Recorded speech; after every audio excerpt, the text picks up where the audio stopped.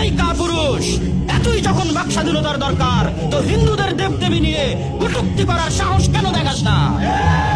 আজ মুসলমানেরা অসহায়, ইসলাম অসহায়, তাই তোমার বাক স্বাধীনতা শুধু আমার নবীর বিরুদ্ধে প্রয়োগ করা লাগে, আমার আল্লাহর বিরুদ্ধে প্রয়োগ করা লাগে। ঠিক তোমার এই বাক স্বাধীনতা, তোমার কলমের স্বাধীনতা আমি আব্দুল্লাহ বিন আব্দুর রাজ্জাক দিচ্ছি, ফরহাদ মাঝহারের কলমের স্বাধীনতা আর রাখাল শাহর কলমের স্বাধীনতা।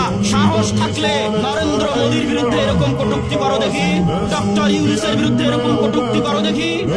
সাহস থাকলে শেখ মুজিবুর রহমান, জিয়াউর রহমানের বিরুদ্ধে এরকম কটূক্তি করো দেখি।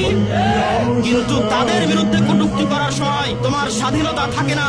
আর অসহায় মুসলমান, অসহায় ইসলাম আর অসহায় মুসলমানের নবীর বিরুদ্ধে কটূক্তি করার সময় তোমাদের স্বাধীনতা জেগে ওঠে।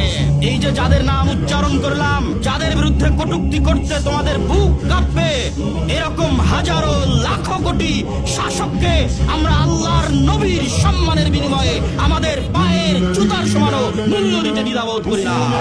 আপনাদের মনে রাখতে হবে, কাসিম উদ্দিনের উত্তরসূরি আজও বাংলার মাটিতে আছে। হাজী শরীয়তুল্লাহর উত্তরসূরি, মীর নিসার আলী তিতুমীরের উত্তরসূরি, শাহ ইসমাইল শহীদের উত্তরসূরি, সৈয়দ আহমদ বেলবীর উত্তরসূরি আজও বাংলার মাটিতে আছে। ১৭৫৭ সাল নবাব সিরাজউদ্দৌলার সেই পলাশীর আম্রকাননের ইতিহাস থেকে শুরু করে ১৮৩১ সালের বালাকোটের ইতিহাস থেকে শুরু করে ১৮৫৭ সালের সিপাহী বিদ্রোহ থেকে শুরু করে ১৯৪৭ সালের দুই দ্বিজাতি তত্ত্ব থিওরির উপর ভিত্তি করে মুসলমানদের আলাদা স্বাধীন রাষ্ট্র আন্দোলন থেকে শুরু করে ৫২ ভাষা আন্দোলন থেকে শুরু করে ৭১-এর স্বাধীনতা আন্দোলন থেকে শুরু করে ২৪-এর জুলাই আন্দোলন পর্যন্ত যত রক্ত ঝরেছে তার ৯০% বেশি রক্ত এদেশের মুসলমানেরা দিয়েছে।